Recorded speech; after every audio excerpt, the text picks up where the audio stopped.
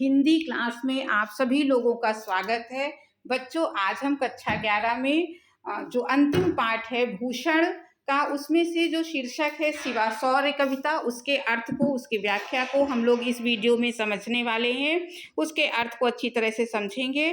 तो बच्चों, जो भूषण है वो रीतिकाल के कवि हैं और रीतिकाल में श्रृंगार रस की कविताएं लिखी गई हैं, लेकिन अकेले एक भूषण ऐसे कवि हैं इस रीतिकाल के जिन्होंने वीर रस की कविताएं लिखी हैं।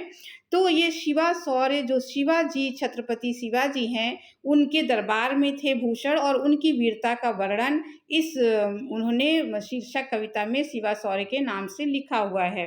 तो आज हम इसी को पढ़ने वाले हैं। आप एक एक लाइन को अच्छे से समझिएगा। तो बच्चों, वीडियो को आप पूरा जरूर देखिएगा ताकि आपको पूरा अर्थ हर पद का अच्छे से समझ में आ जाए।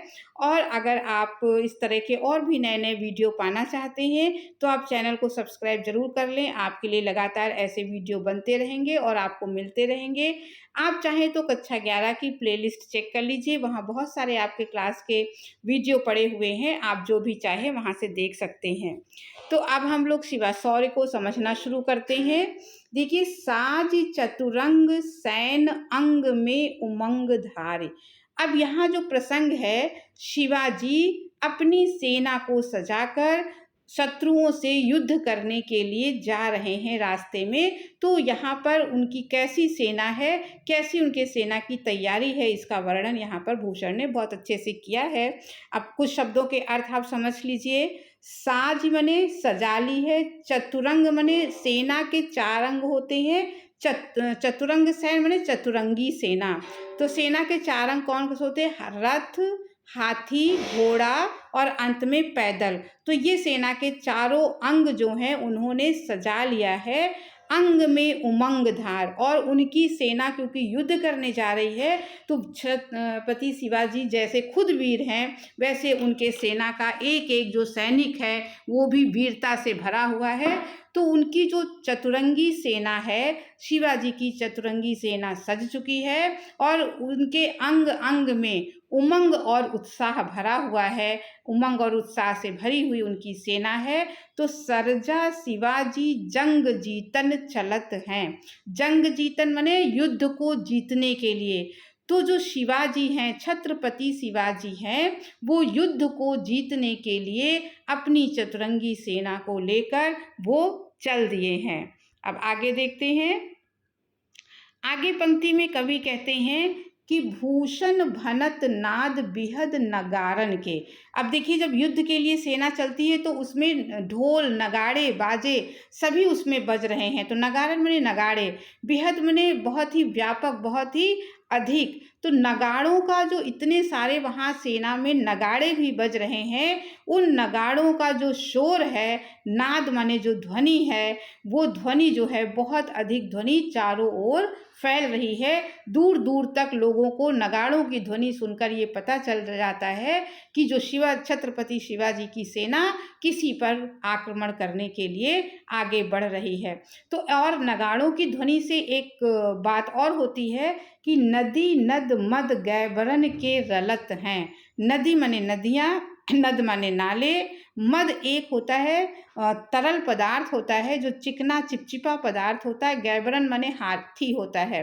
तो बच्चों, हाथी जब उत्तेजित हो जाता है, मतवाला हो जाता है, तो उसके कान से एक मद निकलता है, एक द्रव निकलता है, बहने लगता है उत्तेजित हाथी के अंदर से।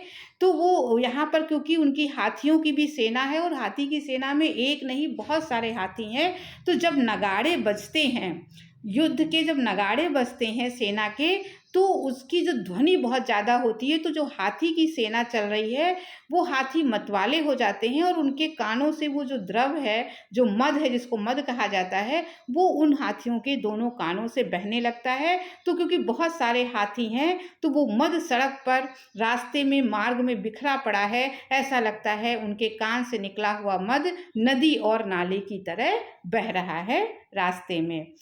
ऐल फैल खैल भैल खलक में गैल गैल।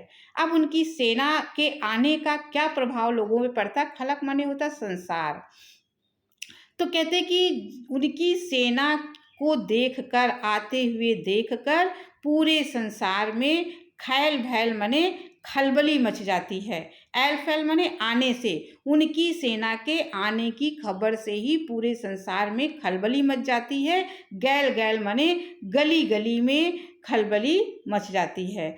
गजन की ठैल पैल सैल उलसत हैं। गजन मने हाथी, ठैल पैल मने उनके ठोकर से। हाथियों की सेना जब आगे बढ़ती है, सैल मने पर्वत, उलसत मने उखड़ जाते हैं। जब बड़े बड़े विशालकाय हाथी उनकी सेना में आगे बढ़ते हैं तो उनकी धमक से, उनकी ठोकर से बड़े बड़े पर्वत भी उखड़ जाते हैं। रास्ते में जो भी पर्वत पड़ते हैं, जो शैल मालाएं पड़ती, वो भी उखड़ जाती हैं। और आगे क्या कहते हैं, आगे देखिए अंत में उन्होंने कहा कि तारा सो तरन धूरि, तारा सो तरन धूरि धारा में लगत जिम। आप कल्पना कीजिए, जहाँ पे चतुरंगी सेना चल रही है, हाथी घोड़ा रथ पैदल सब चल रहा है, तो उनके पैरों से उठने वाली जो धूल है उससे पूरा आकाश भर गया है। तो आकाश जो है वो उस पैरों से उड़ने वाली धूल से भरा हुआ है। तो तारा सो तरन, तरन माने तो सूर्य, तो जो आकाश में चमकने वाला सूर्य है वो धूल धारा में, माने उड़ती हुई धूल की धारा में वो तारे के समान लगत जिम, माने कैसा लग रहा है, तारे के समान दिखाई पड़ने लगा। धूल के कारण आकाश का जो चमकता हुआ सूर्य है वो तारे के समान नजर आ रहा है, माने उसकी चमक धूल के कारण फीकी हो गई है। थारा पर पारा, पारावार यूं हलत है। पारावार कहते समुद्र को, तो कहते थारा पर पारा, पारा एक द्रव होता है, तो थारा माने थाली। जिस प्रकार थाली में पारा हिलने लगता है, पारा हिलाया जा सकता है, किसी थाली में पारा रखा है और उसको हिला सकते हैं, वो हिलता है। उसी प्रकार इस सेना के चलने से जो धरती पर धमक हो रही है, उससे जो पारावार समुद्र है उसका पानी भी हिलने लगा है, उसका पानी भी लहरें मारने लगा है। अब आगे देखिए, दूसरा वाला है, पहला खत्म हुआ, दूसरा पद, बाने फहराने घहराने घंटा गजन के। गजन माने हाथी, घंटा, जो हाथियों के गले में घंटे बंधे हुए हैं, और तो वो जब हाथी तेज तेज चल रहे हैं, नगाड़े बज रहे हैं, हाथी मतवाले हो गए हैं, तेजी से बढ़ने लगे हैं, तो उनके जो गले में बंधे हुए घंटा हैं वो घंटा बहुत तेज ध्वनि करने लगे हैं। और बाने फहराने, उनके जो सेना के जो झंडे हैं वो जगह जगह फहरा रहे हैं। शिवाजी की सेना के झंडे जगह जगह फहराए हुए हैं और सेना के चलने से हाथियों के गले में जो लटकते हुए घंटे हैं वो भी तेजी से बज रहे हैं, उसकी भी ध्वनि सब ओर फैल रही है। ना ही ठहराने रावराने देश देश के।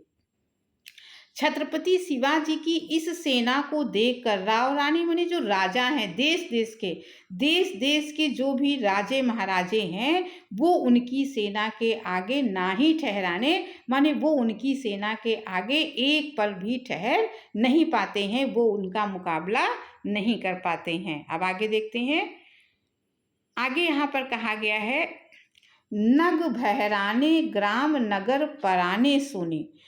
तो नग बहराने, नग माने होता है पर्वत, जहाँ जहाँ से उनकी सेना गुजर रही है वहाँ वहाँ के पर्वत भी भरभरा कर गिर जाते हैं। ग्राम नगर पराने सुने, और जो रास्ते में जितने भी गांव और जितने भी नगर पड़ते हैं वो सारे के सारे लोग, पराने माने प्रयाण कर जाते हैं, वो गांव और नगर के लोग जो हैं वो गांवों को खाली कर देते हैं। क्या सुनकर, बाजत निशाने शिवराज जू नरेश के, शिवाजी के सेना के जो नगाड़े बज रहे हैं उसकी ध्वनि मात्र से रास्ते के नगर से नगर और गांव के गांव खाली हो जाते हैं। हाथिन के हौदा उकसाने कुंभ कुंजर के, कुंजर माने होता है हाथी, तो कहते हैं कि हाथिन के हौदा, जो रास्ते में जिन घरों के आगे हाथी बंधे हुए हैं, हौदा माने हथकड़ी में बंधे, उसमें बंधन में बंधे हुए हैं, तो इन सेना की धमक को सुनकर वो हाथियों के बंधन भी ढीले हो जाते हैं, वो जो हाथी हैं वो भी उत्तेजित हो जाते हैं और वो भी भागने लगते हैं तेजी से। तो भवन को भजाने अली छूटे लटकेस के, हाथी उत्तेजित हो जाते हैं और सेना को देखकर तेजी से भागते हैं, तो उनके कानों से जो मद निकलता है उसमें जो चिपचिपा पदार्थ है उसमें भंवरे, काले काले भंवरे होते हैं, तो भंवरे का जो काला रंग है, तो भंवरे उस मद में चिपकते हैं उसको पीने के लिए, तो हाथी भागता है तो भंवरों का झुंड भी उनके कानों के पीछे पीछे भागता है। तो कवि कहता कि आली मने बाल, ऐसा लगता है कि बालों से छूटी हुई कोई बालों की जो लट है वो लहरा रही है, तो काले भंवरे हाथियों के पीछे इस तरीके से दौड़े जा रहे हैं मानो बालों की कोई लट छूट गई हो। अब आगे देखते हैं, दल के दरारन ते कमठ करारे फूटे। कमठ माने होता है कछुआ। अब यहाँ पर माना गया है कि जो धरती है वो कछुए के पीठ के ऊपर टिकी हुई है। तो यहाँ पे कहते हैं कि दल, जो सेना का दल है, उसकी दरार से, उसकी धमक से कमठ करारे फूटे। जो कछुए की पीठ है जिस पर उसने धरती को धारण किया है, उसके ऊपर इतनी धमक लग रही है कि उसकी कमर भी टूट गई है। आगे देखिए क्या कहते हैं, केरा के पात से केरा कैसे पात बिहराने फन शेष के। और एक मिथक है, माना गया है कि शेषनाग के फन पर इस धरती को शेषनाग ने अपने फन पे उठाया हुआ है। तो कहते हैं कि अगर कछुए ने उठाया हुआ है धरती के भार को, तो सेना की धमक से वो उस कछुए की कमर टूट गई है और धरती हिलने लगी है। और अगर शेषनाग ने अपने फन पर इस धरती के बोझ को उठाया हुआ है, तो उनका फन भी केरा माने केले के पत्ते में आपने देखा है, केला का पत्ता जिस प्रकार से कटा फटा रहता है, उसी प्रकार केले के पत्ते के समान शेषनाग का फन भी फट गया है। अब देखिए ऊपर के पदों में अभी तक तो कवि ने सेना, किस तरह की सेना है और उसके जाने से लोगों पे क्या प्रभाव पड़ा है उसके बारे में वर्णन था। अब यहाँ पर युद्ध होने लगा है, शत्रुओं के सामने दोनों सेनाओं का युद्ध हुआ। तो अब उसका युद्ध का वर्णन है, छूटत कमान बाण बंदूक रू कोक बाण। ये सारे औजार हैं, सारे हथियार हैं लड़ने के। तो छूटत कमान माने धनुष से जो तीर है, जो कमान है, जो बाण है, बाणों की वर्षा शत्रुओं की तरफ से होने लगी है। शत्रुओं ने शिवाजी की सेना के ऊपर बाणों से वर्षा कर दी है, बंदूकों से। और कोक बाण भी एक हथियार होता है, उससे उन्होंने उस आक्रमण किया है शिवाजी के सेना के ऊपर। तो मुश्किल हो तो मूर्छानहु की ओट में, मूर्छानहु माने मोर्चा। अब सेना ने, इनकी सेना ने भी मोर्चा संभाल लिया है। तो कहते हैं मोर्चे की आड़ में भी, ओट माने आड़, मोर्चे की आड़ में छुप कर भी मुश्किल होत माने अब जान बचाना मुश्किल हो गया है।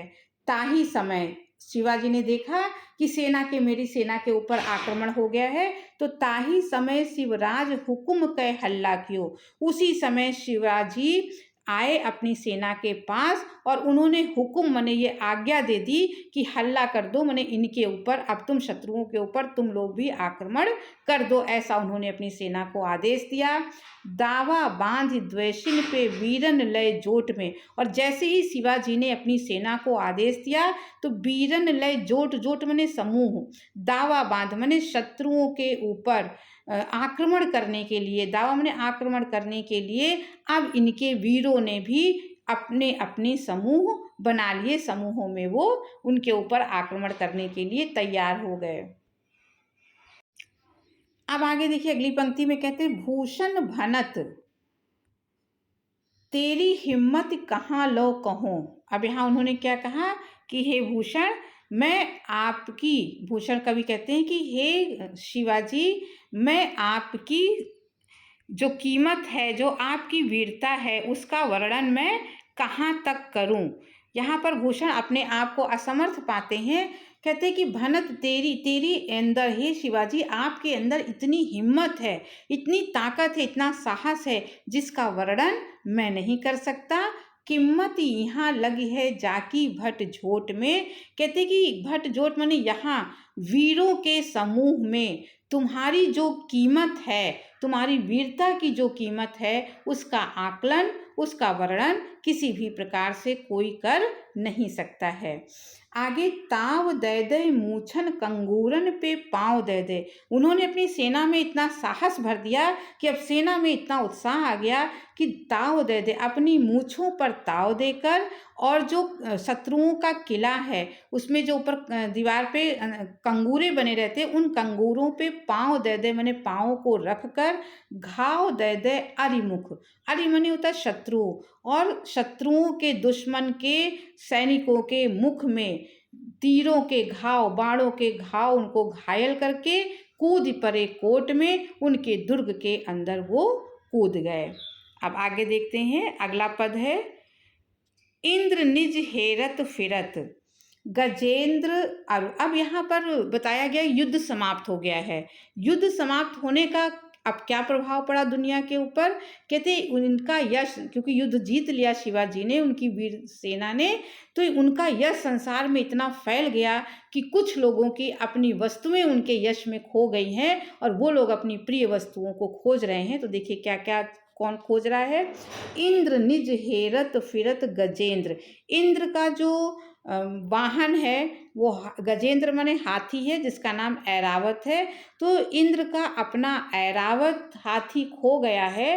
किसके यश में? शिवाजी के यश में वो खो गया है। हेरत माने खो गया है, और हेरत फिरत माने उसको वो खोज रहे हैं। इंद्र अपने हाथी ऐरावत को खोज रहे हैं, वो उनको मिल नहीं रहा है। और इंद्र को अनुज हेरे दुग्धन दीस। दुग्धन दीस माने दूध का सागर, जिसको क्षीर सागर कहा जाता है। तो इंद्र के जो अनुज माने छोटे भाई, इंद्र के छोटे भाई अर्थात जो विष्णु हैं, वो अपने क्षीर सागर को ढूंढ रहे हैं। उनका क्षीर सागर कहीं पर खो गया है।